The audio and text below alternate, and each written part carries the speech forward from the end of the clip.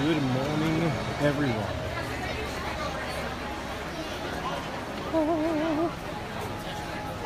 Welcome to Epcot.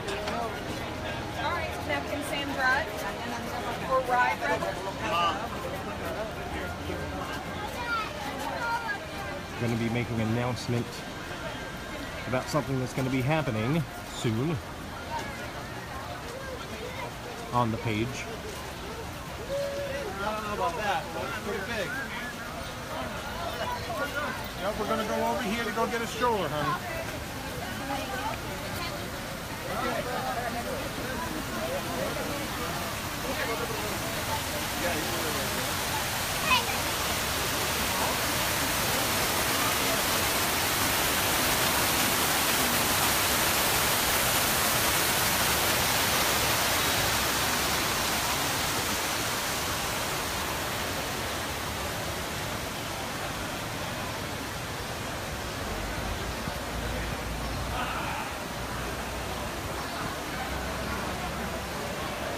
Hello, hello.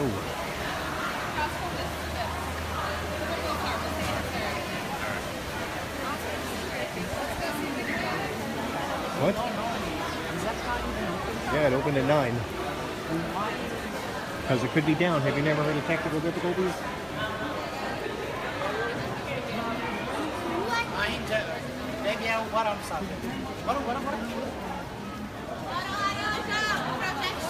Good morning.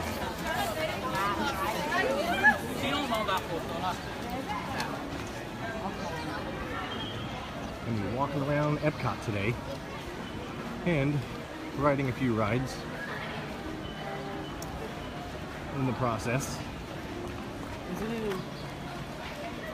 Park's just opened a little bit ago, about 40 minutes ago. It's not too busy yet.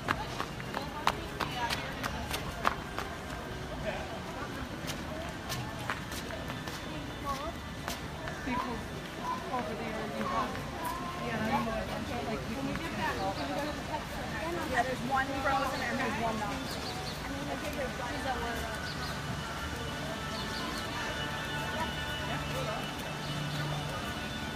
I don't know, on my phone it said grandma missed a call. It said from 4 minutes ago, so. Our phones are linked, so anytime you call her, it says missed call from YouTube.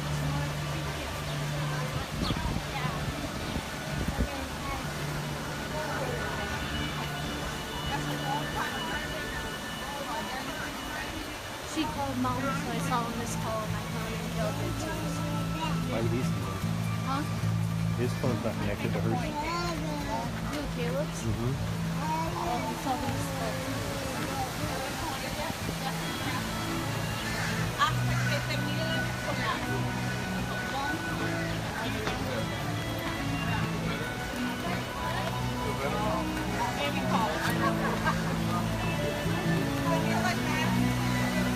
Starbucks. Don't really drink coffee, but there's you everywhere. For some reason at Disney, Starbucks always has a long line. Starbucks always has a long line no matter where it is. That's why.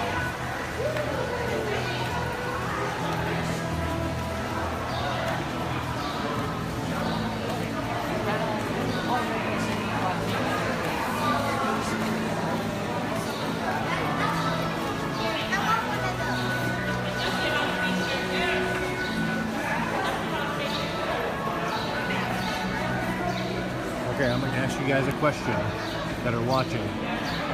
Does this area, if you've ever been to Epcot, this area back here and Club Cool to Me, both smell like boiled eggs? Every single time I walk by, I'm like, oh, there's eggs. I don't know if it's like that to anybody else. Actually, the last time we were here on Saturday or Sunday, whenever we came, I asked a just random person that was standing in Club Cool, and they told me they thought so too. So I don't think it's just me, but it might just be me and that one guy.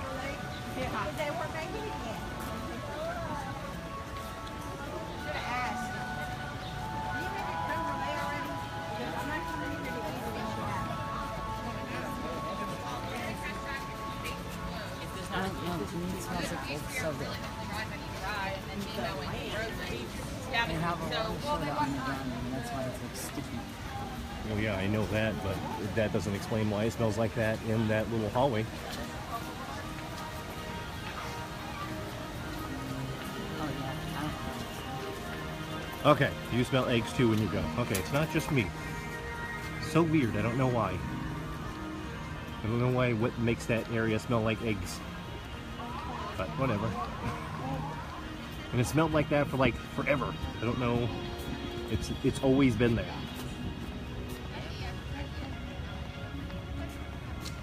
Is that like a signature smell or something? Eggs? Why would someone want something to smell like eggs? Scrambled eggs are good. Hold that. Okay.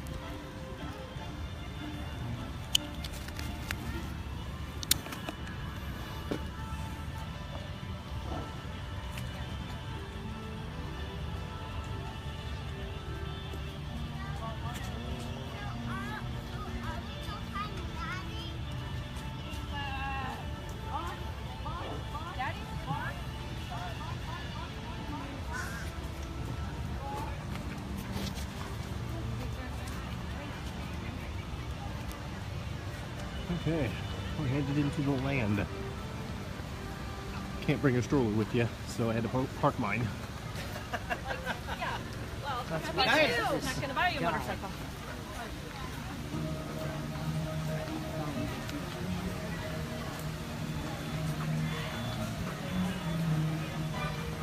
When it's raining and sometimes at night, they let you park your stroller up here. But you cannot go into that building with the stroller. Because there are stairs and a... There's an elevator, which you won't.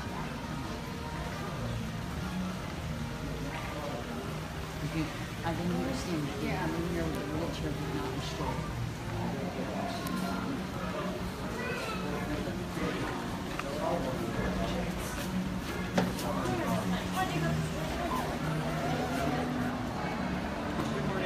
Good morning.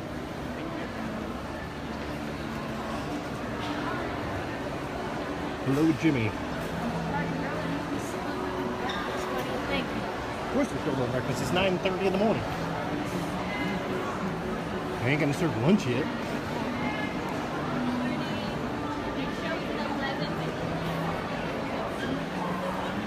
Hopefully I keep signal in here.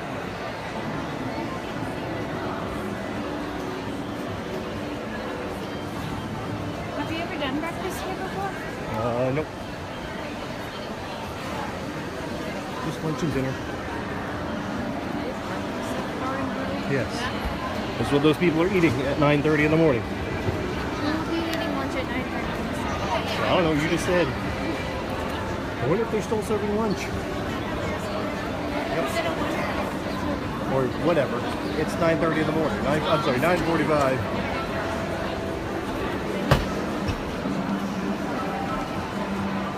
Hello. On a ride, living with the land.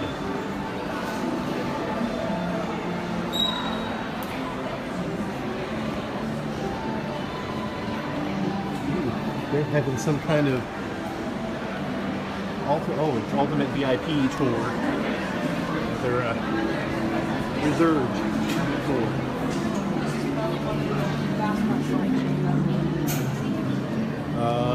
I've waited in this line before. Hello. On the left, please. Thank you.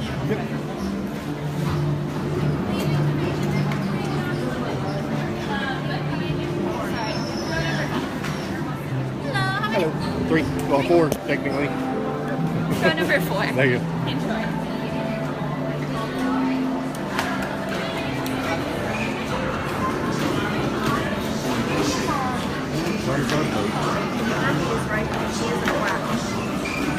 I know this is not the most exhilarating ride, but I really like this ride. I don't know why.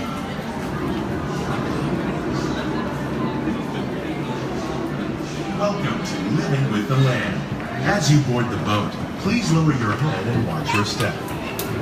For your safety, Remain seated with your hands, arms, feet, and legs inside the boat at all times. Parents, please supervise your children and refrain from flash photography or using video lights until we reach the home houses. Thank you. Now, sit back, relax, and enjoy living with the land. Por su seguridad, permanezca sentado con sus manos y brazos, pies y piernas dentro del barco y cuida a los pequeñitos. A manera de recordatorio, no tomar fotos con flash y luz de video antes de llegar a Inardero.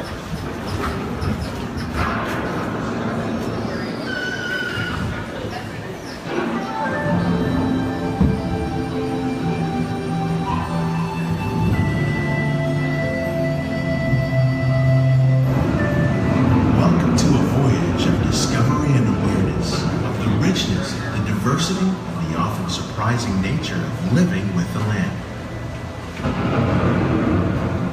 Our journey begins as dramatic and sudden changes are sweeping over the land. The approaching storm may seem violent and destructive to us, but to nature, it's a new beginning in the cycle of life.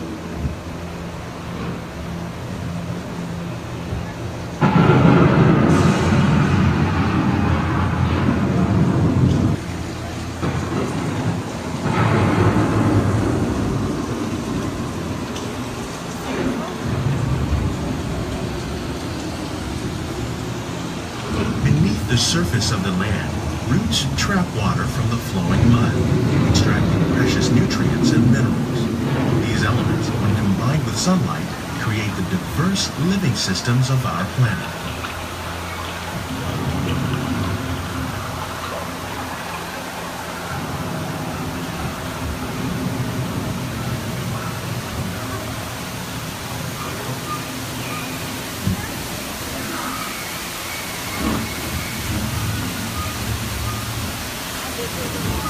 One of those living systems is the rainforest, home to the most amazing concentration of life on our planet.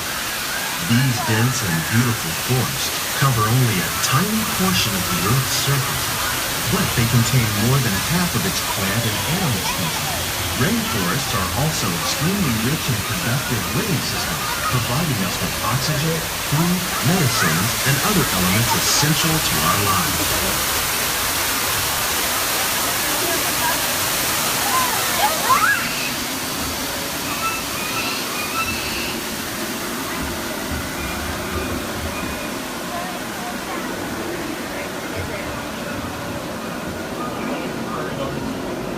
In the desert, nature has created a very different, but no less beautiful living system. And while this arid landscape may seem lifeless, it is very much alive. The plants and animals that have learned to survive in these harsh conditions make use of what little water they can find and avoid the scorching rays of the relentless sun.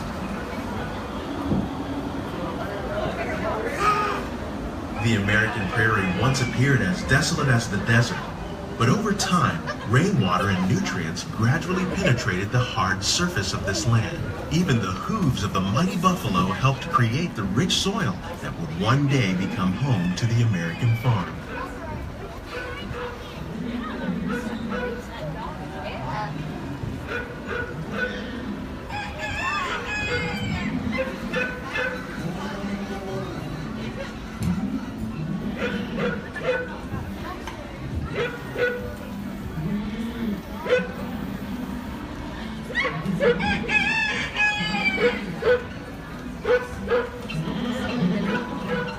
Of all the forces at work on the land, humans have had one of the most profound effects.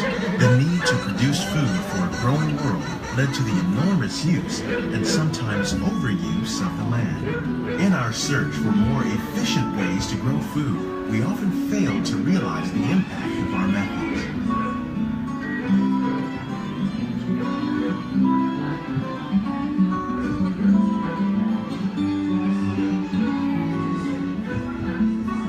Today, we're learning to live with the land, discovering better ways to grow food that will assure both human and environmental well-being. In Saudi Arabia and Mexico, we're learning to produce food on Western seacoasts by developing and planting crops that thrive on saltwater. Here at Epcot, we're learning to reduce the need for pesticides by using natural predators like ladybugs and wasps to control pests. In Japan, we're learning that by adding composted leaves and other plant material to our soil, we can reduce the need for fertilizers. In farmlands across America, we're learning that by plowing under vegetation containing natural fertilizers, we can enrich the soil without the use of chemicals.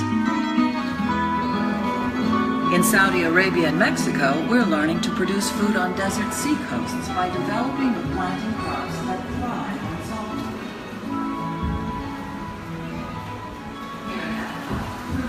How will we meet tomorrow's growing needs for food production, yet still respect the needs of the land? Some of the answers are being discovered just ahead. To help us maintain these carefully controlled ecosystems, and for your safety, please remain seated in your boat at all times.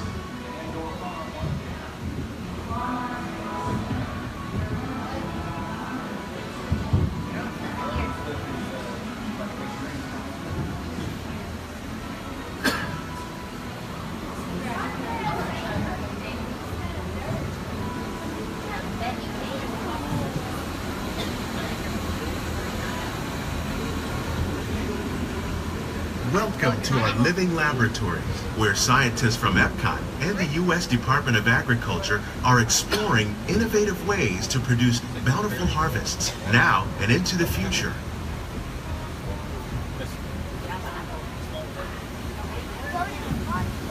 The tropics are home to the greatest diversity of plants on the planet.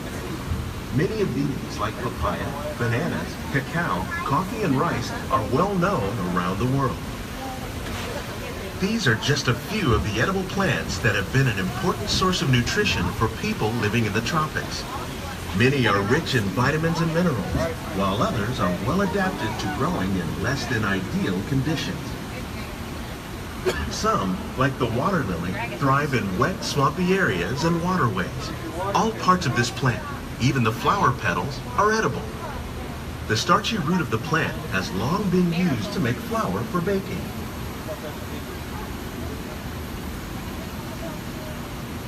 One day, many of these lesser-known tropical plants may be as important as the bananas growing on both sides of the boat. More than 28 million tons of bananas are eaten annually, making it the most popular fruit in the world.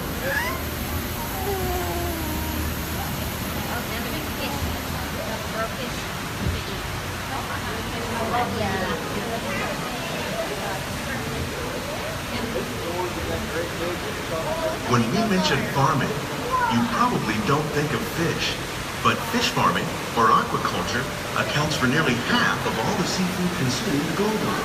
Tilapia, bass, and catfish, like the ones you see here, are three of the more popular crops raised by fish farmers. The sustainable system we're using here recycles the water in the tanks. As a result, we're able to save millions of gallons each year. Our small fish farm produces nearly 5,000 pounds of fish each year to serve in restaurants around Walt Disney World. Innovations like this one can play an important role in our efforts to produce bountiful harvests and still protect natural resources.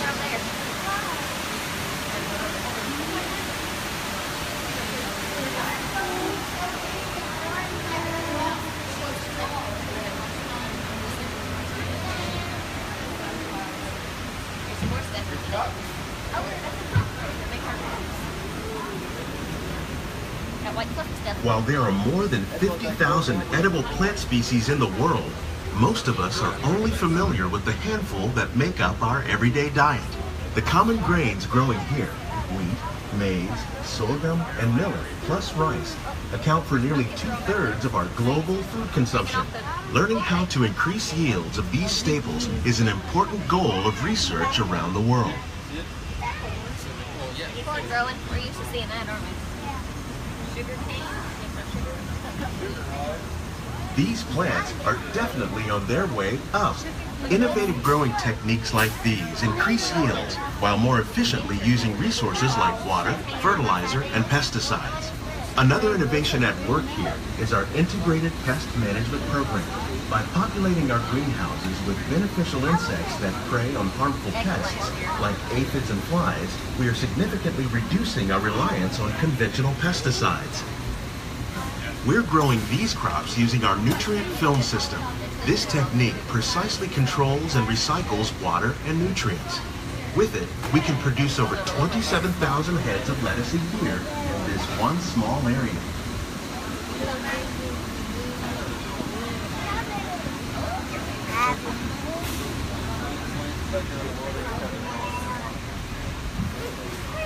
Some of our best ideas have been inspired by nature, like these fruit and vegetable trees.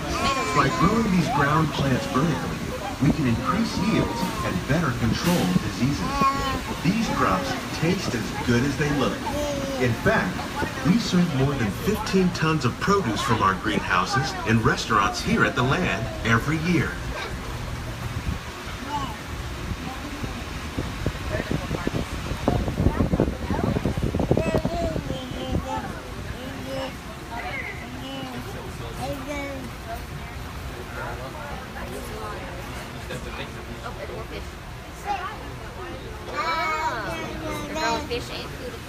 The future of agriculture may include innovative ideas like this vertical growing system. Plants grown in this way use a fraction of the space required by traditional growing methods. That saves water and increases production. The aquaponics system on your left combines hydroponics with aquaculture. The fish provide a natural source of fertilizer for the plants, and the plants help keep the water clean for the fish. It's another great way to produce more while using less.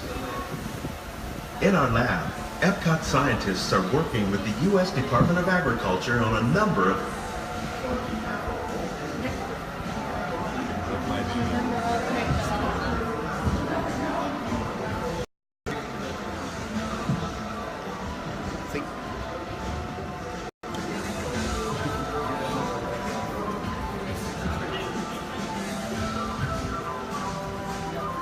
These greenhouses represent just a fraction of the work being done worldwide to produce bountiful harvests for our growing population. Scientists, farmers, and even backyard gardeners are doing their part to improve the quantity and quality of foods that we all rely upon. Together, we can continue to find more ways to increase food production and protect our precious natural environment. Only then will we truly be living with the land.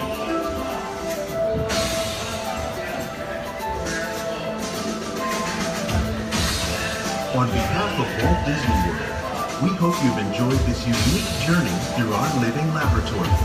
If you'd like a closer look, then check out the behind the scenes walking tour. It's a chance for the whole family to get up close and personal with the plants and growing techniques in our laboratories. Please keep your hands and feet inside the boat and remain seated until the boat comes to a complete stop.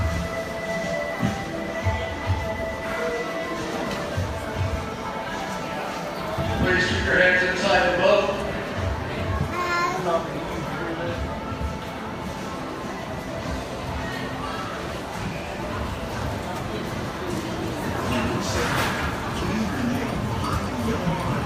Welcome back, everyone.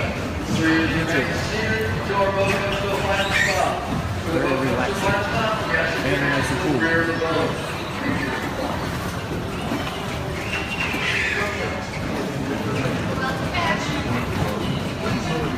Please gather all your personal belongings. Lower your head and watch your step as you exit.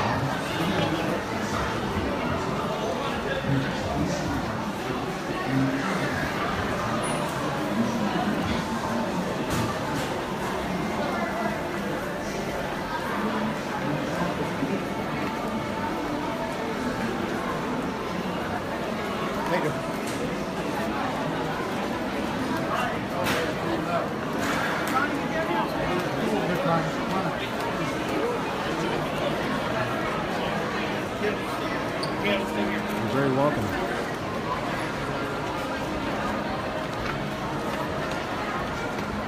Now back out to Epcot.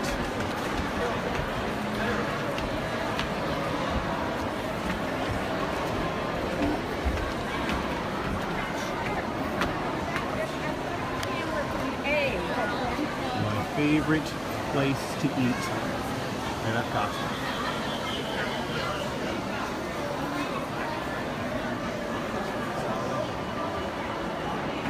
So, I won't keep you waiting any longer about the announcement that I said I was going to make about what's going on with the page. So, I have come up with a show that we will be doing on the page. It could be once a week, it could be 2, 3, 4, 5 times a week, but it's going to be including you guys.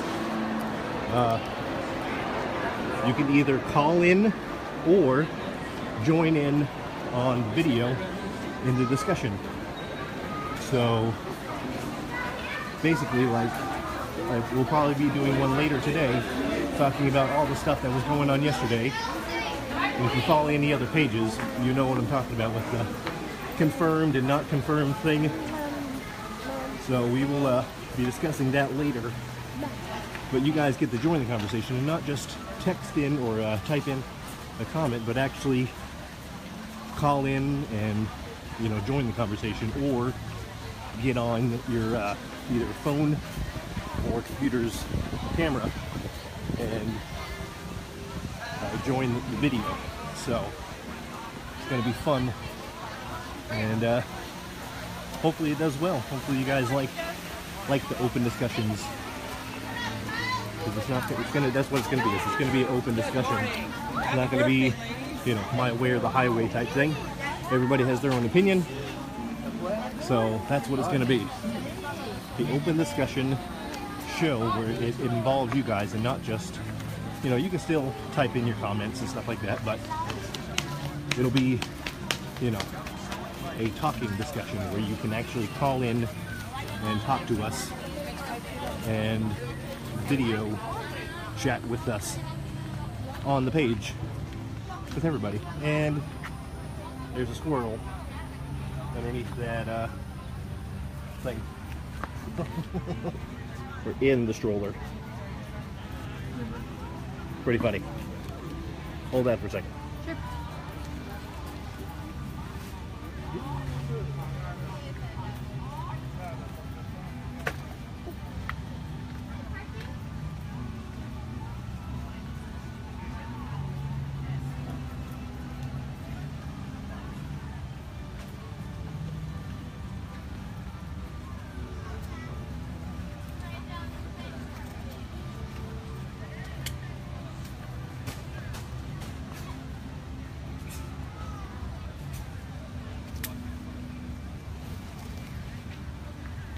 Are you filming? There's a squirrel in that stroller. Yes, I already talked about that. He's waiting to pounce. No, he's trying to find food. John, it sounds like you whenever you sneeze. No, it sounds like you. No, it does. I know what I got. There we go. Okay. First new story that it's going to be very surprising. There's a squirrel at the baby center at Epcot over here, which we are going to be going to in a second because I have to go change the baby.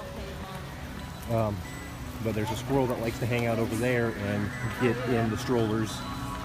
Also, there's one over in Animal Kingdom at Kilimanjaro Safari that likes to get in the strollers and try to find food.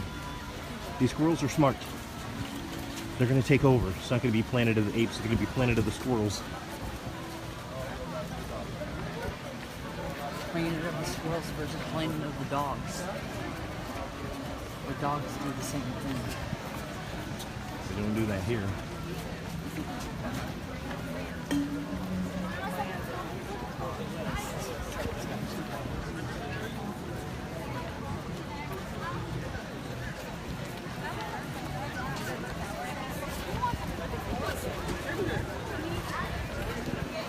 Back to the egg smeller.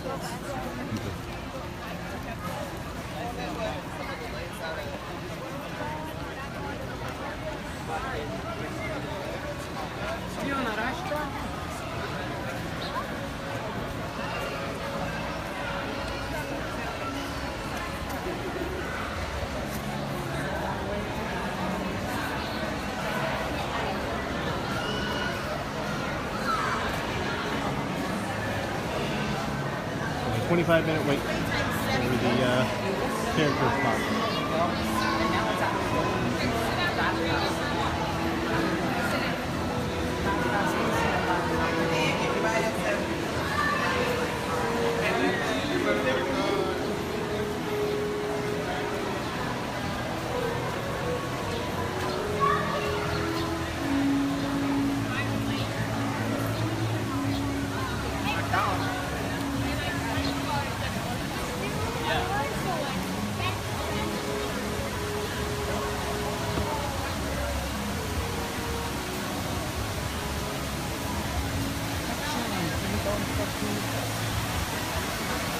Yeah.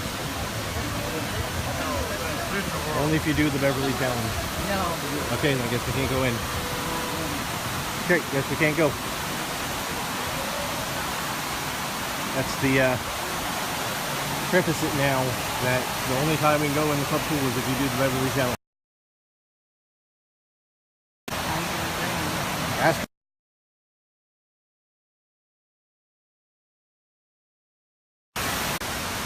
It's not open yet anyways. Oh, really? It doesn't open until 10:30. They don't want you drinking soda before 10:30. I'll do it, Sean. A lot of people are working at Epcot today. A lot of people in the land, a lot of people over here. That's closed off over there.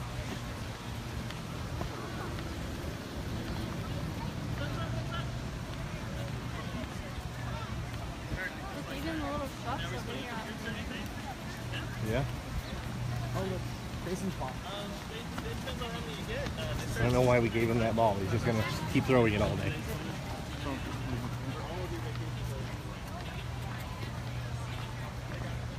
if you don't know where the baby center is, you'll know now because you're going to come with me until I get to the baby center. And then I'm going to turn it off and then come back when we get out of the baby center. I don't think I can film in the baby center. I don't think I want to film in the baby center. So, that's what happens when you have a baby. But if you've never been to a baby center on any Disney property, they're very, very nice. And if you forgot diapers or ran out of diapers, you can buy them. They have a couple things of different medicines. They have like sunscreen and bottles and formula and all sorts of stuff you can buy. Anything you forgot for your baby, you can buy at the baby care centers. They're usually right beside, actually I think they're all right beside first aid. So if you find first aid, it's right beside there. But there's only one at each park. There needs to be two at each park, at least, you know, one in the front and one in the back. Like, this is not just for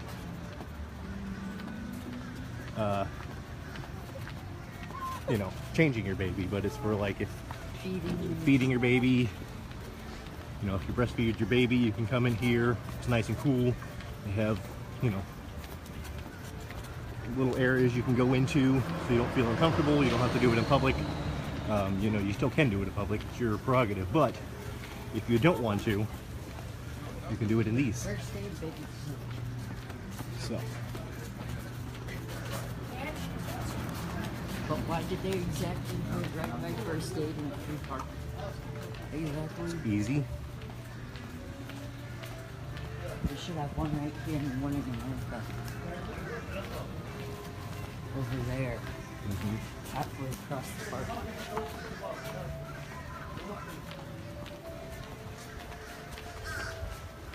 If you don't know where we are, it's right. You can go either the way we went or right beside Mexico, there is a bridge, and you can go across that bridge, and it's right there, right on the other side of the bridge. So, there's also some restrooms over here. World Showcase is pretty fancy because nobody gets the World Showcase. Everybody heads to either Test Track or something. Not everybody. We're not. Yep, that's true. Okay. So this is where baby care center is, and first aid. See, first aid, baby care center, first aid, baby care center. Okay, I'll be back.